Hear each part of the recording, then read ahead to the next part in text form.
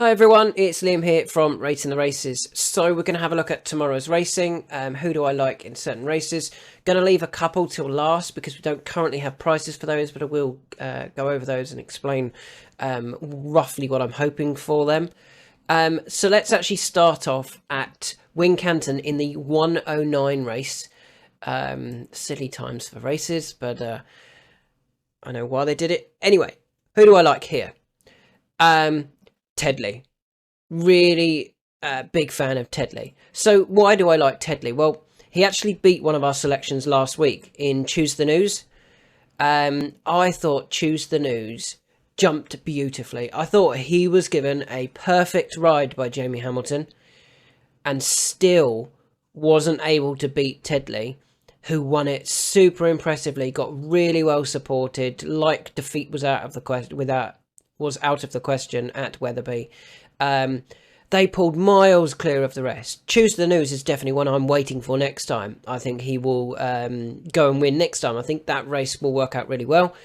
But the young, unexposed 5-year-old Tedley was so comfortable in winning by a length and a quarter that the handicapper could have put this up loads and I would have gone, I still think it's ridiculously well handicapped.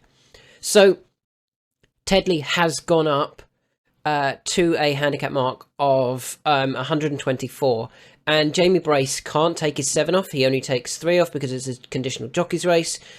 So what does that mean? That means effectively the horse was running off 1-1-1 last time out, and it's going to be running off 1-2-1, so it's up £10.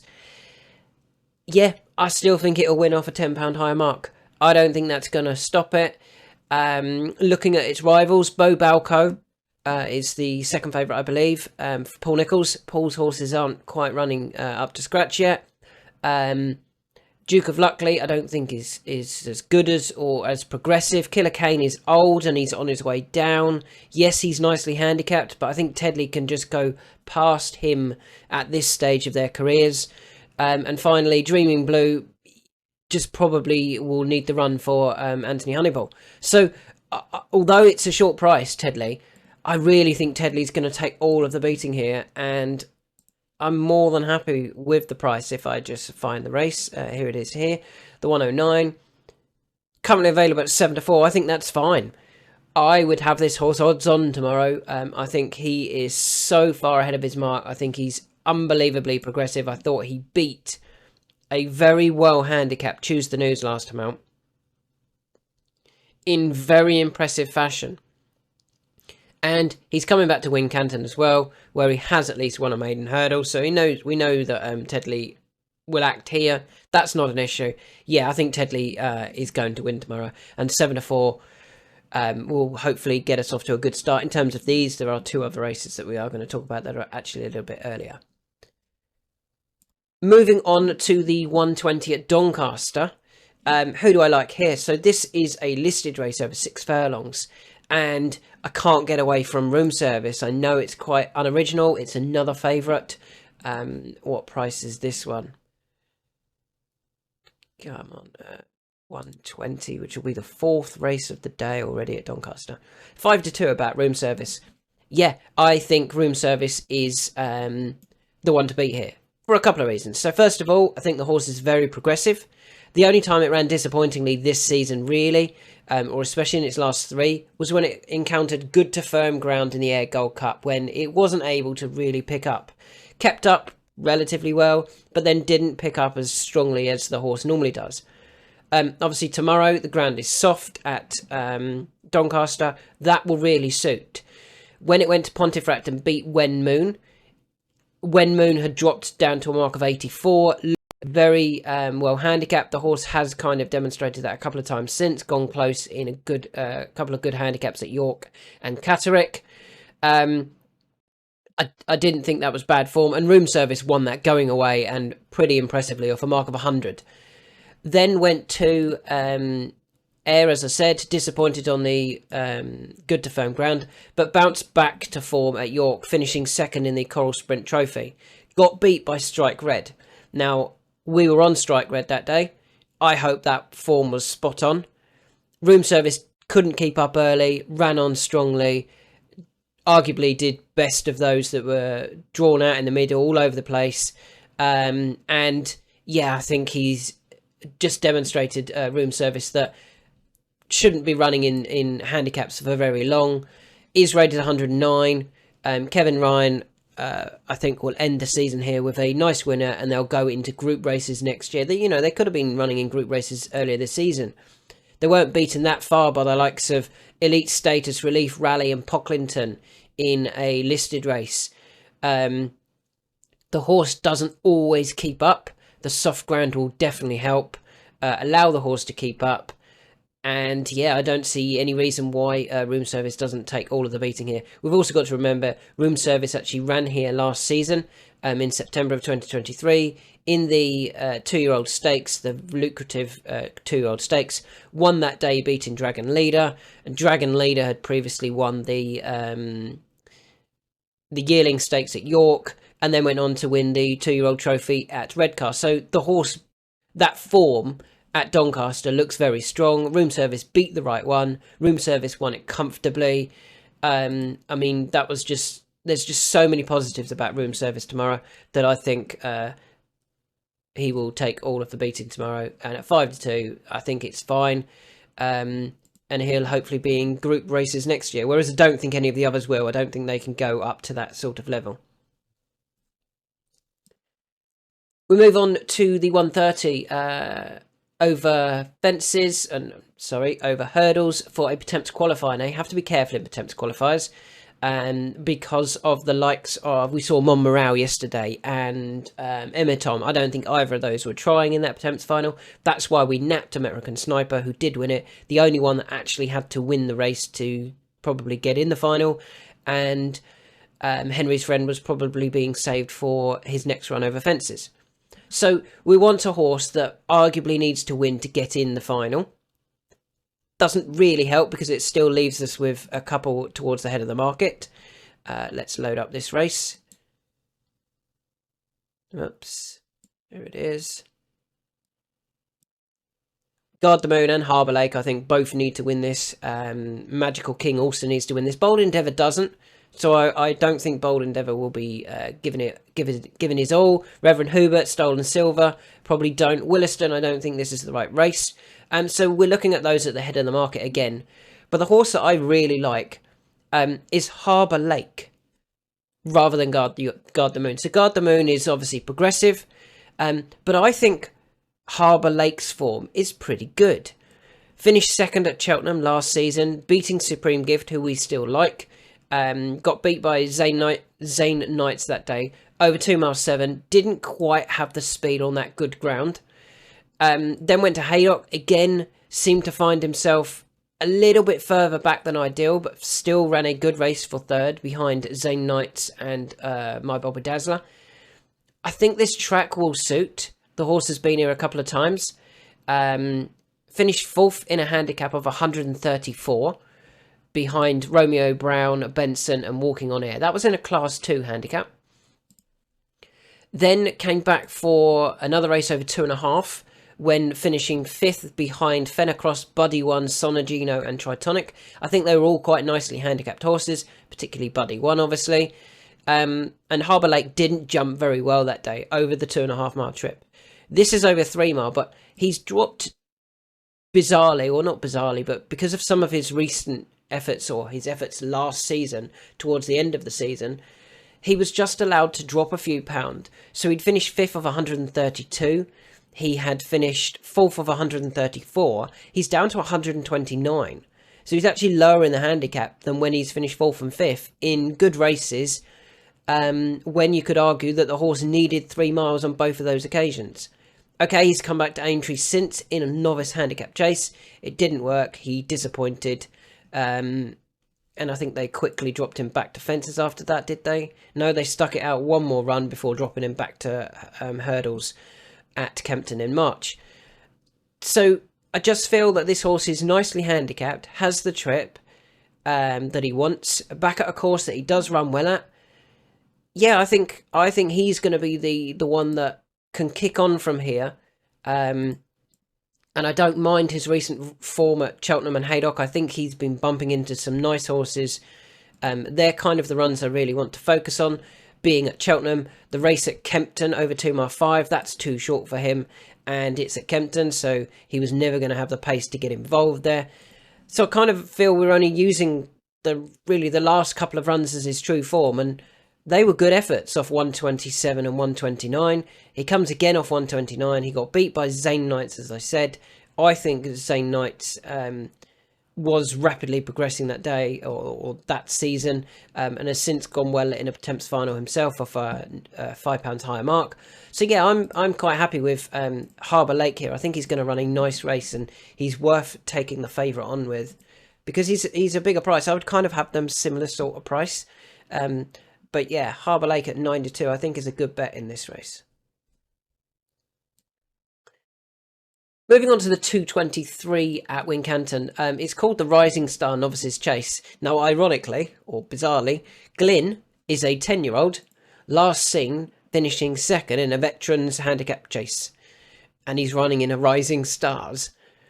You know, it's fine for the owners and the trainer, and you know, he qualifies for it, but he's not a rising star, is he? I don't think Boomborn is... I think Boomborn is a handicapper, and I think they're probably running here with the idea of running in handicaps later down the season, later on in this season. Soul Icon, he's had enough chances, in my opinion, particularly over fences. Yes, he's been beaten by some nice-ish horses. Persian Time, Outlaw Peter, Raffle Ticket, Sure Touch, Blow Your Wad. You know, you can go back a fairly long way for him. He's been in over fences now. I'm just going back through his form. 1, 2, 3, 4, 5, 6, 7 runs over fences. He's never actually won. And I just feel that he's probably around the right sort of handicap mark. That's what he's going to end up at. So I know this isn't a handicap, but bear with me. So I want a horse that's progressive, that can kick on and go further than those 3 that I've just mentioned. So we're then looking at Insurrection and Handstands. Well, Insurrection, I'm not totally sure on the form. Again, didn't win last time out in a novices handicap chase, and wasn't that far in front of Boomborn for Paul Nicholls. Now, as I said, I think Boomborn is a handicapper. I think Insurrection may well end up being a decent handicapper, don't get me wrong, but a handicapper. Whereas I feel that Handstands is actually going to be a graded horse. I really like Handstands. I think his form is very strong, and he looked good last season. Kept winning races, won at Huntingdon in a novices hurdle, a listed novices hurdle, beating Django Bay. Now, I think Django Bay's form was good. He then went to Aintree and finished second to the very, very well handicapped Katira. That was a very good run, therefore. So it was top-class handicaps rather than just moderate handicaps from Django Bay. Handstands beat him relatively comfortably, and he only got beat once last season at the end of the season in the Gallagher Novices Hurdle behind Ballyburn, Jimmy Desoy, Ilele Antique and Mercury Apprentice Gold. Yes, it wasn't the strongest of Gallagher's, but I think Handstands is a graded horse and will end up being in graded races, whereas I don't think any of the others will. So the fact we can get 7 to 4 about Handstands, I think he's going to end up being the best horse in this race. And I think he's going to be, you know, high 140s. I don't think any of the others are going to get to that sort of mark. As I said, Soul Icon is about what he is, 142. Boomborn and Glyn, they're not going to be up to the level of Handstands, in my opinion. Insurrection is the only danger. Paul Nicholls' form still hasn't really got going, and I'm not totally sure I believe the form. He's lower rated anyway. He's a 7-year-old. Handstands is 5. Surely there's more to come from Handstands than there is from Insurrection. Moving on to the Sefton. Now, if you follow my videos, you'll know exactly who I like in this. There are 2 that we highlighted a little while ago. I think they've both got good chances still. Well, great chances. And I'm actually... the ground of good to soft, I think, really suits one horse over the other. So, the 2 that I like here are Percussion and Frere Bombo. So let's have a look at what current prices we can get about those. If you're not already on at the bigger prices, Ferrobombo is available at 11 to 2, and Percussion is available at 7, so you can just about get 7s. So why do I like the pair of them? If you haven't watched my videos, let's go over them. Percussion runs here off 129, finished second in this race last year off 128, beaten by the National Fence Specialist Guestkill, in front of another National Fence Specialist Fantastic Lady who was 5th. 4th was Nassalam. Nassalam obviously went on to win the Welsh National and win the Welsh National Trial, demonstrating that that horse was really well handicapped. It's just very, very strong form from Percussion.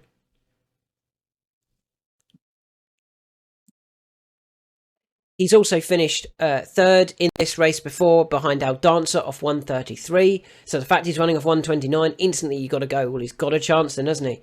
He's been to the Beecher Chase. He finished 3rd off 130. He finished 3rd in the Beecher Chase off 136. He's down to the mark that he can really get involved off. The ground isn't totally ideal. I think he wants it a little bit softer. But he did finish 3rd in the Sefton, as I said, off 133 on good to soft.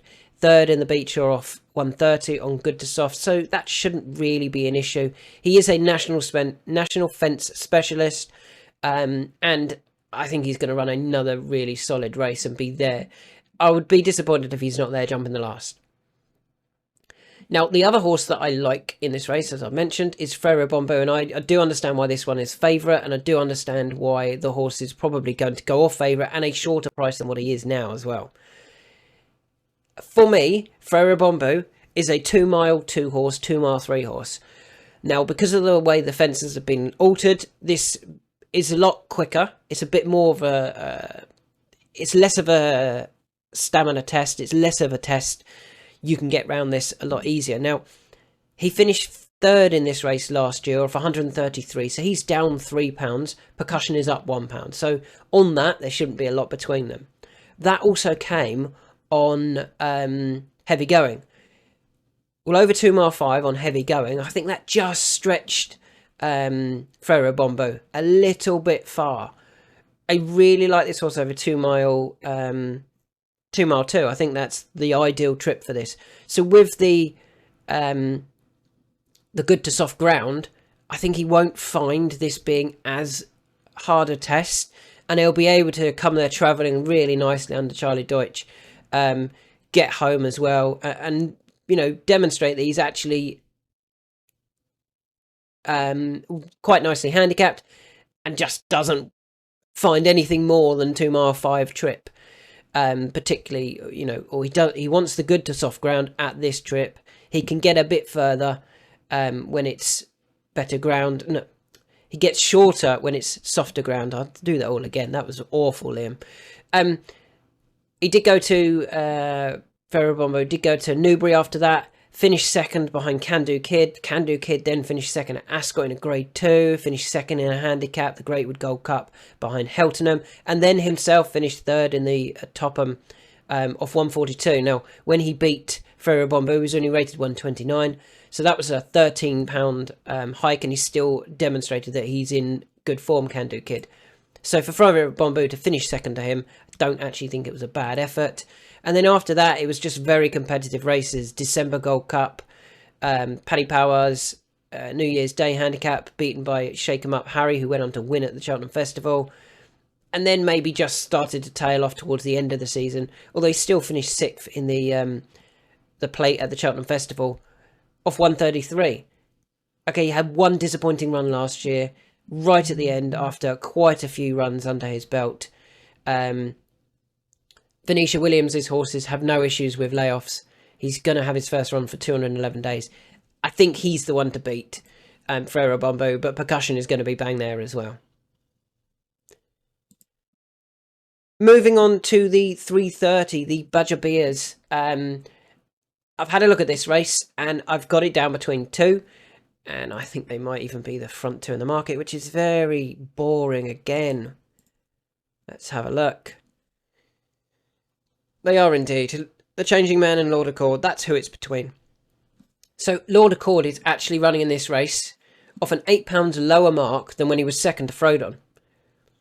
That's instantly, you go, well, he's got to have a big chance. He does have a big chance, and he's bang in form, having won his last 2 races in really impressive fashion, including winning at Wincanton over this course and distance.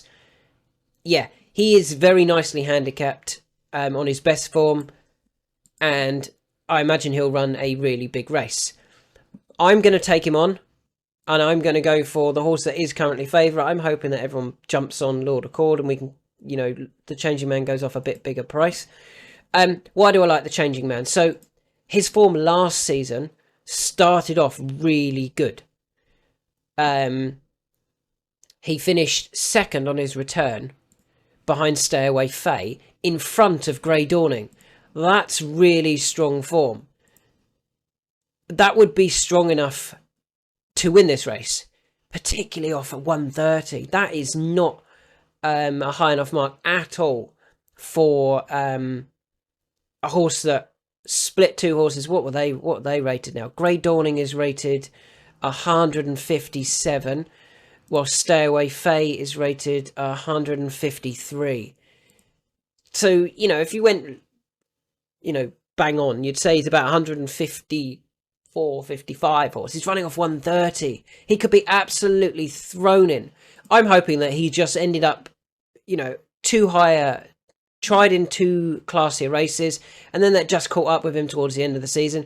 He did still run a nice race when finishing second to Regal Blue on his final start at Uttoxeter. He's back. I think he's still a novice. He is still a novice, so they could end up, continuing in novice chases with him or novice handicaps. They're coming here. He's had the wind surgery. He's got the tongue tie on. They're trying everything. If it works, I think he wins this quite nicely and demonstrates that he's ridiculously well handicapped off 130. Whereas Lord Accord, I can kind of see him being a little bit well handicapped off 128. He might end up at 134, 135 again. Whereas the Changing Man could end up as a 145 horse and be that far ahead of his mark.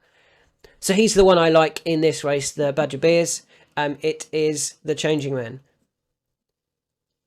We keep going. We move on to the 345 at Doncaster. The November handicap. And the horse that I've already highlighted for this race is Valvano. Let's see what current price is. Valvano, 345. Whoops. Valvano is currently available, and you can still just about get 5s about him. 6 is an outlier, so we don't talk about that. Valvano. Why do I like Valvano? So we were on Valvano last time out in the handicap at York. Over 1.2 miles. Beaten by Bolster and Stress Free that day. Now, Bolster, who was winning off 105, was given a handicap rise up to 111 and then came out and won a listed race, beating Peaceman and Adon. So, probably bumped into one there in Valvano, probably bumped into a nice horse in Bolster. Stress Free was really well supported, backed into the 5-1 favourite, had come there in good form, and has since run well again at Doncaster, finishing 3rd behind Laffy and Iron Lion. Now, Stress Free went from a mark of 88 to 93, so he's up £5 for those couple of lengths over Valvano. Valvano gets to run again off 97, which was a surprise when we saw that it hadn't moved in the handicap. I thought he was going to go up a few pounds. But the thing I think is the biggest key for Valvano is the trip. Valvano started off running on heavy going over 1.5 miles a furlong. That instantly says this horse wants 1.5 miles, 1.6 miles, 1.7 miles, 2 mile. And generally, Valmont horses, they seem to be buying these horses that they slowly step up and try and win handicaps en route. Didn't quite work last time, over 1.2 miles, but now they go up in trip. Now they go up in trip to that 1.4 mile trip. I think he will be able to demonstrate that he's wants that trip. He'll enjoy the soft ground, and I think next season he'll be even better again over 1.6 miles and 2 mile. I can see him being in those Chester Cups Ascot Stakes sort of races next year, I think every furlong will really suit Valvano, and he is the one to beat here for me. Master Builder is the second favourite, and we've been on him a couple of times this season. The thing with him, I actually think he wants a 1.6 miles. I don't think he got beat at York because of the distance. I think he got beat at York because of how the race was run, and it didn't quite suit him. Going up in trip was a good move from Connections. Dropping back in trip to 1.4 miles, I don't think will suit him. And I think Valvano may be able to demonstrate that he's just got a little bit more pace than Master Builder. If it comes down to the final furlong and they're both next to each other, I really don't know who's going to win from there. I think both of them are future, proper good stayers. But I'm hoping that Valvano just has a little bit more now that he's gone up to 1.4 miles, whereas Master Builder probably needs that a bit further already. And finally, there's a couple of other races that I just want to quickly talk about. I do have selections in the 145 and the 12.15 at Doncaster. Now, there are no prices for these yet. Let's just double check that. And 11.45 and 12.15. No prices yet, and no prices yet. So I am having to rely a little bit on the forecast prices to give me an idea as to whether they might end up being a bet. Now, the first one I do like in the 11.45 is Zip for Richard Fahey and Warren Fentiman. Now, I've had a watch of Warren Fentiman because these are both Apprentice races, and I've watched both of the jockeys that I like, to both of the jockeys on the horses that I like, just to make sure they can ride. There will be some jockeys in this race that don't do anything. They sit there and don't even try on their horse and think that was a good enough effort. Warren Fentiman looked absolutely fine in the races that I've seen. I think he will be giving everything on Zip. Zip's form at Doncaster is actually pretty good. Third last time out off a mark of 78. Behind One More, No More and Mystery of the Sands, when probably did slightly too much in front. He's also been here before. He finished 4th of 88. We've got to remember he's running off 77. He finished 4th of 88. He's also finished, he's won a race off 87. Finished 8th of 90. He's running off 77. And Warren, I felt, was worthy of his 5. There's a few other jockeys that don't get to claim in this race, for example. Archie Young, Jack Doughty, Tom Keeley-Marshall don't get to claim. Whereas I think Warren Fentiman is just as good at riding as those and gets to claim a very useful 5. I think Zip has the Doncaster form, likes the ground, is down to a new good handicap mark in 77, actually dropped a pound from its last time out effort when it was 3rd. It's now down to a mark that it should be getting very competitive of. The forecast price for Zip was 9-2. And yeah, if we can get Stanage maybe and One More, No More as a shorter price, then we should get a decent price about Zip. Anything around that 9-2, 4-1 sort of and bigger mark, I'll be very happy with. The visor is also refitted on Zip. If that can bring out a little bit more again, then he could be very interesting, and I'm very hopeful of a big run from Zip. And finally, the last one I want to talk about is in the 12.15. It's Look Back Smiling, who the forecast price is about 8-1. I'd be very happy with 8-1 about Look Back Smiling. Why? So, has actually won here before. At the beginning of the season, one of these ones here. Whoops. So I'll just keep talking whilst it catches back up. There we go, it's caught back up. Okay, Look Back Smiling actually won earlier this season at Doncaster in the Spring Mile. Off a mark of 83, with Brandon Wilkin taking 5 off. That was a Class 2 handicap. Runs here in this Class 4 race for apprentices. Again, I've watched Taron Langley. I thought he rides fine. and he should be able to give this horse a good ride. He can certainly be positive on the horse because he does stay further. And I don't actually think his last time out effort was a bad effort when he was a long way back, didn't get the clearest of runs over the 7 furlong trip. But even that was in a Class 3, down to a Class 4 now. Won at this time last year off 80, runs off 83, has won here in the Spring Mile, finished 6th off 84. Just has some really good form here in better races. Taryn's just got to go, jump out. If he can sit relatively prominent, just, for, 9 runners. If you sit 4th or 5th, I think he will pick up strongly, and I think he'll go on and win the race, to be honest.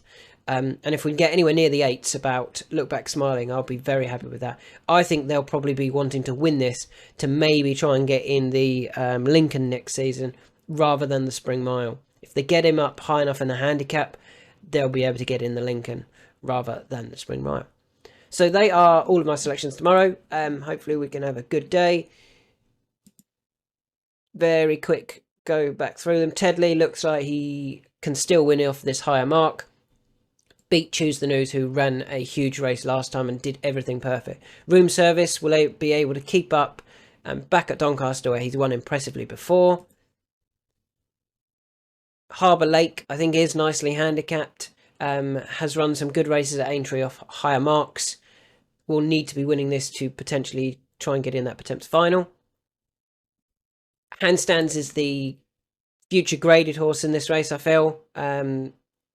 Despite it being a grade 2, it's a very weak grade 2. Ferrobombo and Percussion, both like these national fences, both look well handicapped. I think Ferrobombo will really appreciate the good to soft ground rather than the heavy it was last season. The Changing Man, I think, could end up being rated £10 higher than this come the end of the season. If he is, then he could certainly do a lot of that here. Valvano, I think, will appreciate the step up in trip to a mile and 4. I think he'll just have a bit too much speed for Master Builder at this stage. And the 2 that I've just mentioned in the Apprentice races will hopefully give a good account of themselves.